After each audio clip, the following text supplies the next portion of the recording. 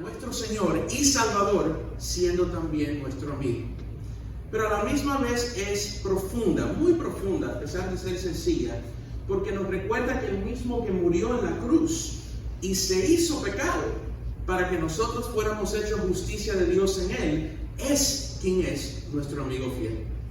Y en momentos así, como los que vivimos, en momentos de la partida de un ser querido, en momentos de la enfermedad, en momentos de incertidumbre, de angustia, podemos venir ante el Señor como nuestro amigo y expresarle, no porque Él necesite saberlo, porque Él lo sabe todo, Él es omnisciente. El Padre, el Hijo y el Espíritu Santo son uno y son iguales en todos sus atributos, pero simplemente porque Él le place que sus hijos vengan a Él y se desahoguen ante su presencia, le muestren, le entreguen esa carga que a veces nos abruma. Y le invito a hacer eso en este momento. Oh, qué amigo nos es Cristo. Recordemos el amigo que siempre tenemos a nuestro lado y por medio de su Santo Espíritu en nosotros.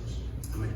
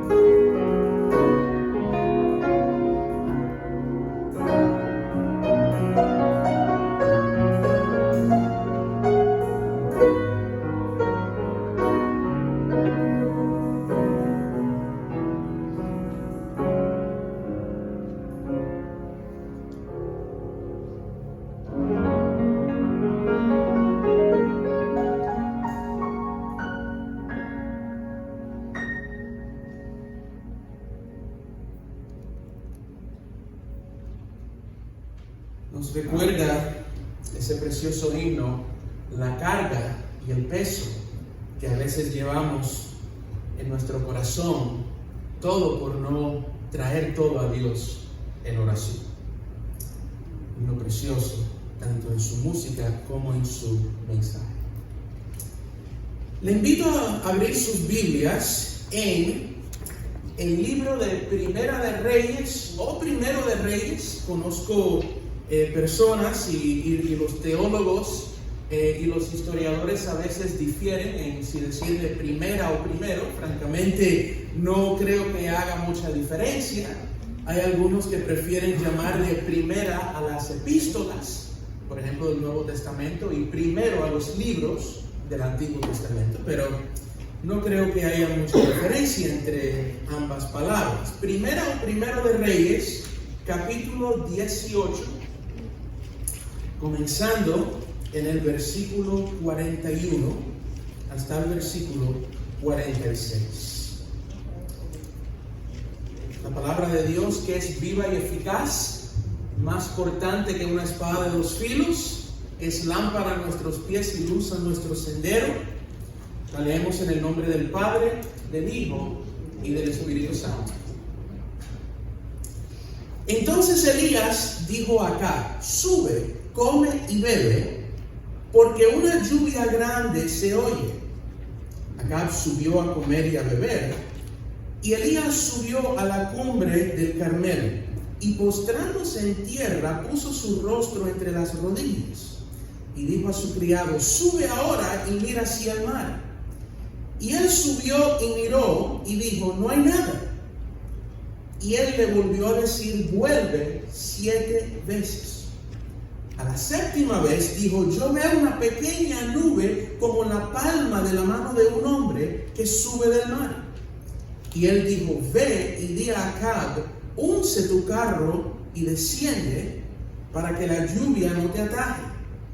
Y aconteció, estando en esto, que los cielos se oscurecieron con nubes y viento, y hubo una gran lluvia, y subiendo Acab vino a Jezreel. Y la mano de Jehová estuvo sobre Elías, el cual ciñó sus lomos y corrió delante de Acab hasta llegar a Jezreel. Oremos. Señor, esta es tu palabra, aquella que, como dice ella misma, fue inspirada por ti. Toda escritura soplada, inspirada por ti. Hombres de Dios, guiados por el Espíritu Santo. Sabemos, Señor, que este es un gran tesoro que nosotros tenemos, que muchas personas a través de la historia y aún en nuestros tiempos han muerto, han sido ejecutados de las maneras más horribles, inimaginables, por la simple razón de tener una copia de tu santa palabra. Te damos gracias, Señor, porque mientras libros de historia, libros de escritores y filósofos muy conocidos a nivel mundial históricamente, Señor, venden por cientos y hasta miles de dólares, podemos ir a la tienda del dólar y encontrar tu palabra, la palabra del Creador del universo, por 99 centavos. Y te damos gracias por ese gran privilegio. Señor, que no malaprovechemos ese privilegio de tener entre nosotros tu palabra. Que le dediquemos el tiempo a ella y a ti, el dador de tu palabra, que no solamente es para tu honra y para tu gloria, pero para nuestro bien, para nuestro alimento espiritual, para que veamos, Señor, tu gloria y tu poder manifestados en nuestra vida a través de tu palabra. Te lo pedimos en el nombre de Jesús. Amén. Interesante lo que había sucedido en este texto donde nosotros nos encontramos en Primera de Reyes 18. Resulta que esas tormentas, hoy hablaba con una familia entrando por la iglesia acerca de la lluvia y las tormentas. A mí personalmente, los que me conocen saben que me encanta la lluvia, no que lloviera 12 meses al año, por supuesto, pero me gusta la variedad, me gusta el clima de Miami, que haya tiempo seco, temporada seca, temporada de lluvia. Personalmente me encantan las tormentas, los relámpagos, los truenos. Gloria. Mi mamá no es partidaria conmigo en eso, no está de acuerdo, no entiende cómo a mí me puede gustar, pero esa es la realidad. Es parte de la creación de Dios, es que yo lo veo así. Cuando escuchamos los truenos, como dice Señor mi Dios en el himno, nos recuerda la grandeza de nuestro Dios, la inmensidad de nuestro Creador, ¿verdad? Es otra manera de manifestar la gloria de Dios a través de los fuegos artificiales divinos que el Señor provee en los cielos. Pero fuera una tormenta o fuera una lluvia, un aguacero pasajero, resulta que en Israel no había llovido ni tampoco había habido rocío por 42 meses. 3 años y medio. ¿Se pueden imaginar ustedes si pensamos hacia atrás, 3 años y medio atrás, estaríamos en el mes de enero del año 2018? ¿Cuánto nos ha cambiado la vida? No en 3 años y medio, en un año, ¿verdad? ¿Cuánto ha cambiado la vida que conocíamos en tan poco tiempo? ¿Se imaginan ustedes 42 meses sin un poquito de lluvia? Y no fue por el fenómeno del niño o el fenómeno de la niña. Sabemos que el niño y la niña son polos opuestos en cuanto a lo que significan. Eso es tal vez se pudiera hablar en otro momento. Pero simplemente el pueblo de Israel se había apartado de Dios. El pueblo de Israel había abandonado su Dios, quien los sacó de Egipto, habiendo estado esclavizados más de 400 años, los liberó, los llevó a la tierra prometida que les había prometido, los había bendecido, y a través del transcurso del tiempo, primero a través de los jueces, después a través de los 3 reyes que tuvo Israel como tal, como nación, que fue primeramente Saúl, seguido por David y finalmente Salomón, llegó el punto en que el reino de Israel se dividió en 2. Quedó dividido en 2 reinos, 10 tribus constituían el reino del norte y 2 el reino del sur. Israel era el nombre del reino del norte, cuya capital en ese momento era Samaria, y el reino del sur, Judá, su capital, la ciudad santa de Jerusalén. Y esto había sido parte del curso, el transcurso, el desvío del pueblo de Israel de cada vez alejarse más y más de su Dios, quien les dio la vida, quien les dio los 10 mandamientos, junto con los otros 603 estatutos y mandamientos y regulaciones en el Antiguo Testamento que le dio a través de Moisés. El pueblo de Israel había llegado al punto en que no era solo que se había desviado y alejado de adorar al único Dios viviente, pero es que no había dejado ese espacio que solamente ocupa Dios vacante y lo había ocupado con otros dioses, falsos dioses, Baal, etcétera, etcétera. Y el Señor no permitió que lloviera en Israel como juicio a su pueblo para hacerlos recapacitar, confesar sus pecados, como bien conocemos 2 de Crónicas 7:14. Cuando el pueblo de Dios confesara sus pecados, ese pueblo sobre el cual su nombre es invocado, entonces, y se volviera de sus malos caminos, entonces el Señor sanaría su tierra, restauraría todas las cosas, pero hasta ese momento el pueblo de Israel no lo había hecho. Así que llega el momento, como nosotros vimos en el texto que leímos, que Elías, el profeta Elías, escogido por Dios, le dice a Acab, el rey: ha llegado el momento de que una gran lluvia se escucha. Y eso no solamente para el rey Acab, pero para todo el reino de Israel, para todos los que pudieran estar escuchando, era algo que ellos no habían visto, ni oído, ni experimentado, como dijimos, en 3 años y 6 meses. Por supuesto, antes de esto, había habido el momento en que Elías confrontó a los 800 y pico profetas, falsos profetas de Baal, Acera y los dioses falsos. Conocemos esa historia en el Monte Carmelo. Está justo antes del texto que leímos en el capítulo 18 de Primera de Reyes.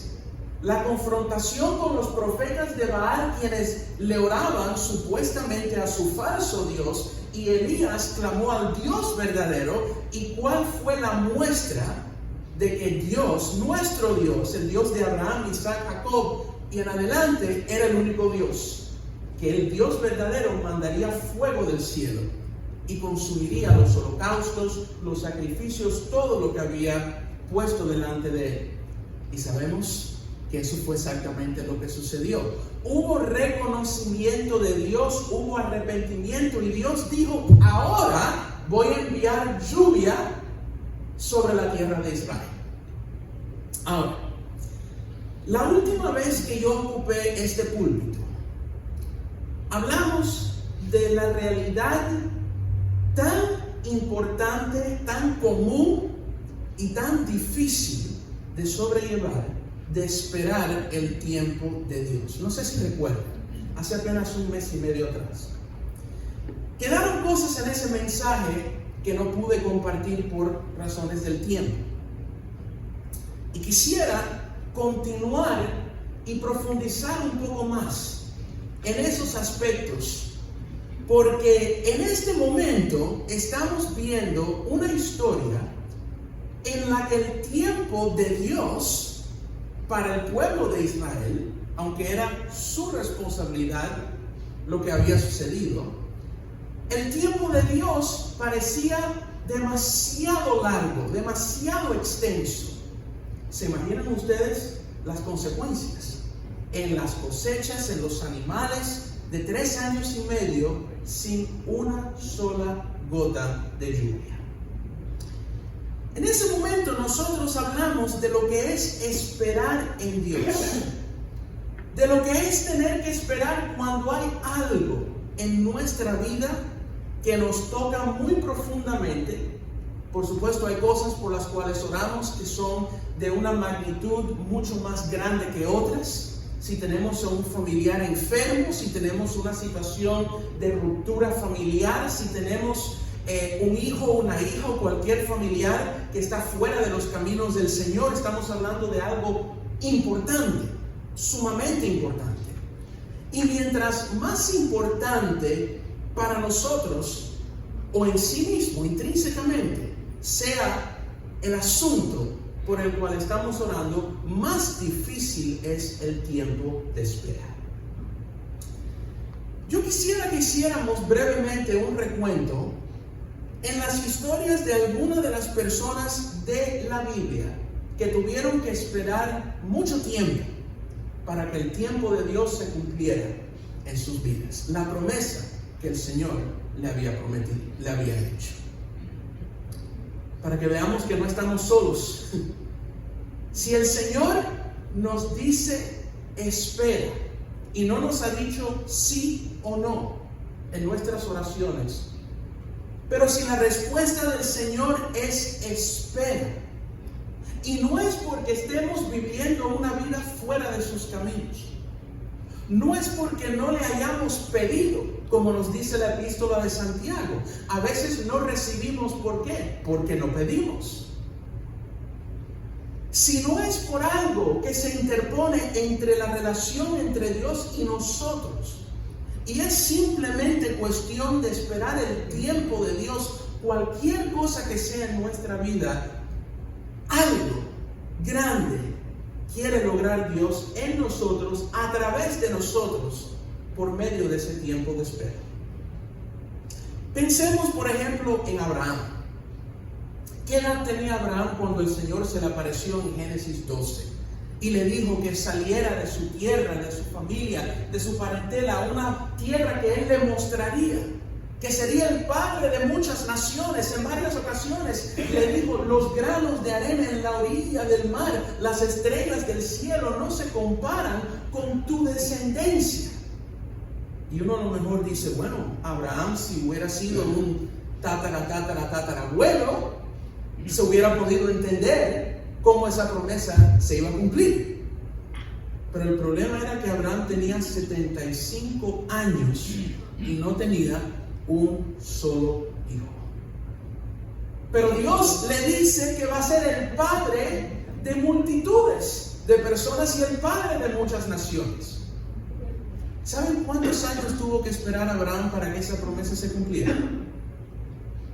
24 años hasta el momento que Sara, su esposa, quedó embarazada. Y 25 años hasta el momento en que diera luz. Pero por el camino, Abraham y Sara hicieron un acuerdo que no les vino muy bien. Y el resultado de eso fue Ismael. Y ahí hay una enseñanza, hermanos, para nosotros grande, muy grande. Uno de los riesgos que corremos todos es desesperarnos por el camino y adelantarnos al plan de Dios, meter nuestra mano y muchas veces dañar lo que Dios está haciendo en nuestras vidas. Nació Ismael a través de la relación entre Abraham y Agar. Sí nació, fue un hijo, ¿verdad? Pero Dios le dijo, ese no es el hijo que yo te prometí, no es el hijo de la promesa. ¿Y hubo consecuencias por ese desespero y esa intervención fuera de tiempo, por decirlo de alguna manera, de Abraham? Sí hubo consecuencias. De hecho, el pueblo judío, sabemos que traza su descendencia a Abraham a través de Isaac. El pueblo árabe traza su descendencia de igual manera hasta Abraham, pero a través de Ismael. ¿Quién que ha visto las noticias, leído los periódicos por años, no sabe que en el Medio Oriente ha habido contiendas, guerras por mucho tiempo entre el pueblo judío y el pueblo árabe? Interesante saber que desde ese momento, tal vez por esa desobediencia de Abraham de quererse adelantar a lo que Dios le había prometido, trazamos estos dos pueblos desde ahora hasta entonces y podemos ver de alguna manera conectada como consecuencia el Abraham y Sara habérsele adelantado al plan de Dios. Tuvo que esperar 25 años para que se cumpliera, pero a través de esos 25 años el Señor le mostró a Abraham y le enseñó a confiar, a tener fe contra esperanza, porque era imposible pensar que a esa edad Dios le iba no a conceder un hijo, sino a hacerlo padre de muchas naciones, o de una nación muy grande, por supuesto. Pensemos en David. David fue ungido apenas un adolescente, tendría 15, 16, 17 años tal vez. Pero no fue hasta después de los 30 años que David asumió oficialmente el reinado del pueblo de Israel. Y ustedes dicen, ¿pero por qué? Si cuando David derrotó a Goliat, en ese momento no estaba David listo. Si derrotó a un gran gigante para ser el que sustituiría a Saúl como el rey de Israel, ¿no estaba en ese momento David preparado? No ante los ojos de Dios. Dios tuvo que enseñarle a David a través de muchas experiencias lo que era ser humilde y lo que era ser siervo. Porque por muchos años, el mismo a quien él ya había destronado en cuanto a ser ungido como rey se refiere, lo persiguió. Y David tuvo que vivir mucho tiempo huyéndole a Saúl, al mismo que él sabía que ya no iba a ser el próximo rey de Israel o el rey continuo de Israel, que iba a ser él mismo. Pero tuvo que ser humilde hasta el punto de en un momento, en una cueva, tener a Saúl en una posición en que lo podía haber eliminado. Pero el temor de Dios en David era tal que decía: ay de mí, lejos de mí, levantar mi mano contra el ungido de Dios, es decir, el rey que había en ese momento. David tuvo que esperar aproximadamente, por lo menos, más de 13 años. Lo mismo sucedió con José. José desde niño tuvo visiones y sueños, revelaciones de parte de Dios, de que él iba a estar en una posición de prominencia y que él le iba a suplir a su familia y sus hermanos, que era lo que hacían continuamente, reírse de él. ¿Y quién se ha creído este José que es? ¿Se ha creído que es el rey de la familia? ¿Quién se ha creído que es? Sin embargo, desde niño, ya el Señor le había revelado a José lo que eventualmente él llegaría a entender, que llegaría a ser primer ministro de Egipto, segundo en poder solo después del faraón, y fue por la influencia de José que pudo traer a su familia y alimentar a su familia y, por supuesto, al pueblo de Israel, con los 7 años tan terribles de escasez y de hambre que hubo. Pero José tuvo que esperar. Otro ejemplo, Moisés. Moisés a los 40 años se encontró a un egipcio y un hebreo en un altercado, fajándose uno con otro, y el corazón patriótico, el corazón de Moisés, que tenía de defender a su pueblo hebreo, hizo que él matara al egipcio en defensa de su compatriota hebreo. Moisés tenía 40 años, y cualquier persona hoy en día que se postule para presidente, que se postule para cualquier posición de prominencia, muchas personas dirían, mientras más joven, mejor. Si le dieran a escoger a alguien tener un líder de 40 años o un líder de 80 años, estoy convencido que la mayoría de las personas elegirían al de 40. ¿Por qué? Porque está en todo su vigor, está en su juventud, tiene las fuerzas que no tiene tal vez una persona que le dobla la edad. Pero en el plan de Dios no estaba que Moisés fuera llamado a rescatar a su pueblo a los 40 años. ¿Saben cuántos años pasaron después de eso? 40 años más. Moisés estaba más listo a los 80 de lo que estuvo a los 40. Porque durante 40 años el Señor lo tuvo cuidando las ovejas de su suegro, Jetro, y enseñándole lecciones, enseñanzas de lo que era ser pastor, de lo que era rescatar ovejas, porque llegaría el momento cuando Moisés tendría que asumir el rol de un pastor con toda la nación de Israel siguiéndolo. Hermanos, Dios no se equivoca. El tiempo de Dios es siempre el tiempo perfecto. Fue cierto en la vida de Abraham, en la vida de David, en la vida de José, en la vida de Moisés, y es cierto en la vida suya y es cierto en la vida mía. En esta historia que leímos en Primera de Reyes 18, nosotros vemos 3 cosas en estos 6 cortos versículos, en este corto texto, que nos pueden ser de gran ayuda cuando nos encontramos en esos momentos que esperar el tiempo de Dios parece ser algo tan difícil, doloroso y de angustia para cada uno de nosotros. Si volvemos al principio del texto, vemos que Elías el profeta le dijo al rey Acab: sube, come y bebe, porque una lluvia grande se oye. Y recuerdo haber mencionado algo de esto la última vez que abordé este tema, pero no pudimos profundizar más de lo que el tiempo nos permitió. Lo que quisiera que entendiéramos es que Elías le dice al rey Acab con plena convicción que subiera, comiera y bebiera, porque ya había el sonido de una gran lluvia. Un sonido que no se había escuchado en Israel por 3 años y medio.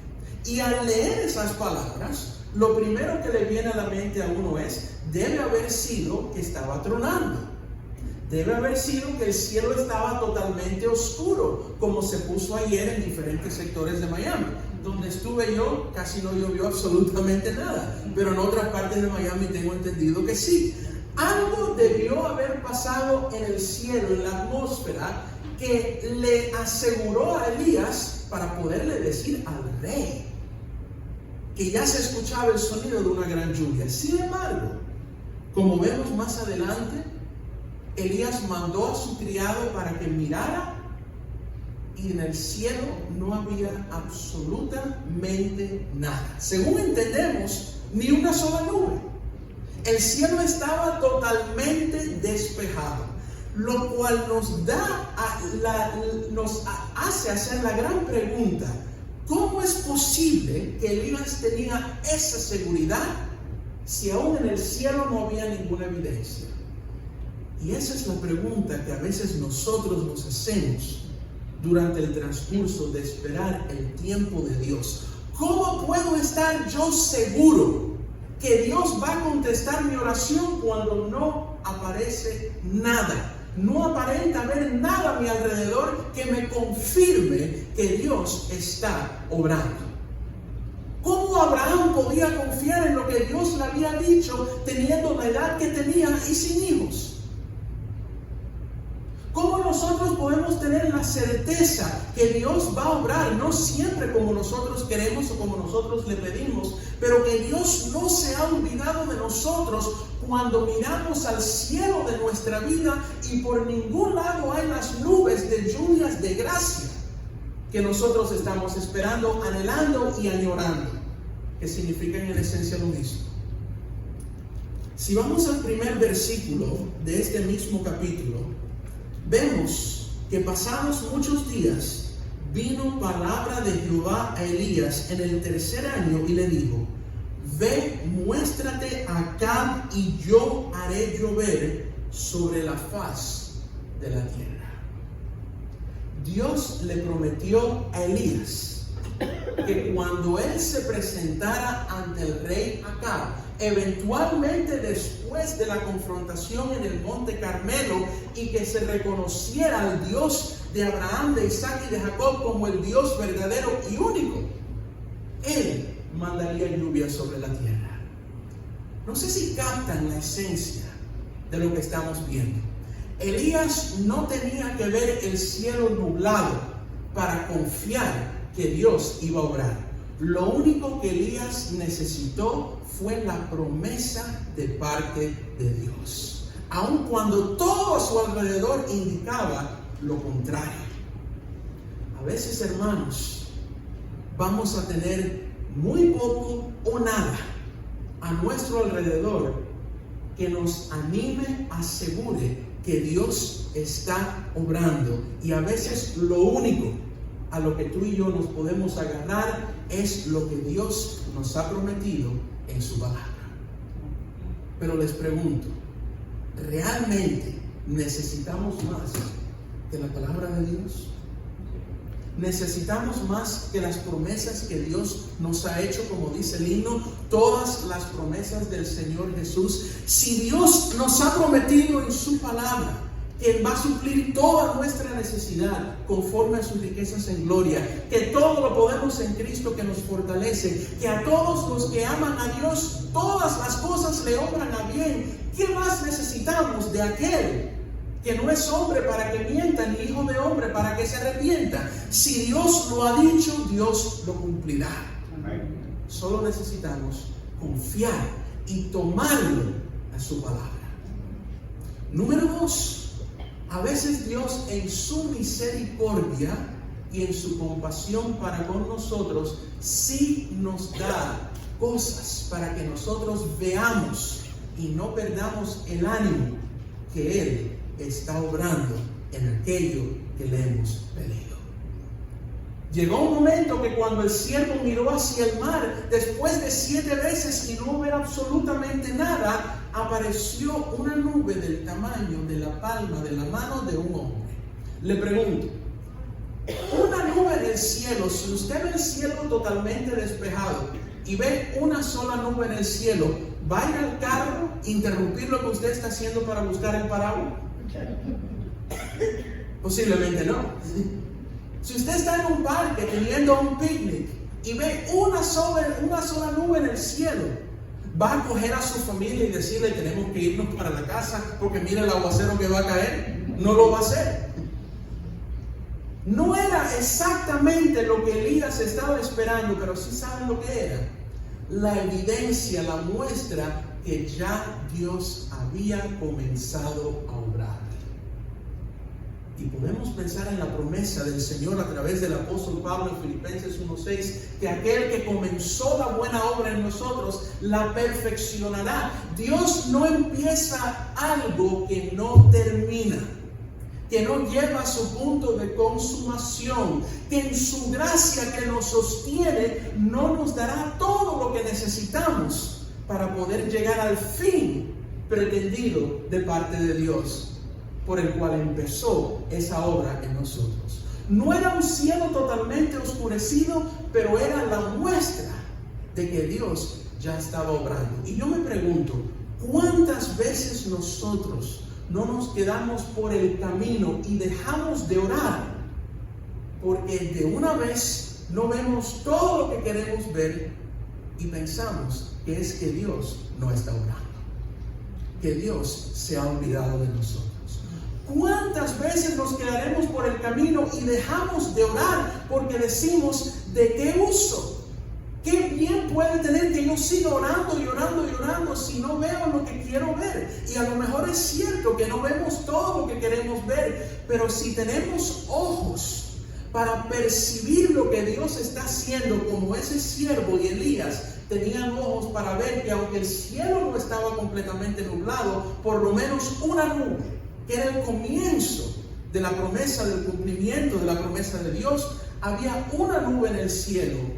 Si nosotros miramos a nuestro alrededor y si con discernimiento y sabiduría observamos las cosas que pasan a nuestro alrededor, nos daremos cuenta que Dios puede estar obrando en nuestra vida en áreas que nosotros a lo mejor descartamos la posibilidad de que Dios esté interviniendo. ¿Y sabe lo que nos da? Nos da ánimo para seguir orando y para seguir confiando, porque vemos que Dios ya ha comenzado la obra. Y qué bueno es ver que aunque un edificio que tenga 50 pisos no ha llegado ni al piso 30, pero ya por lo menos la base ya se ha puesto y ya se va encaminando. Es tan importante tener ojos para ver y percibir lo que Dios ya puede estar haciendo en nuestra vida.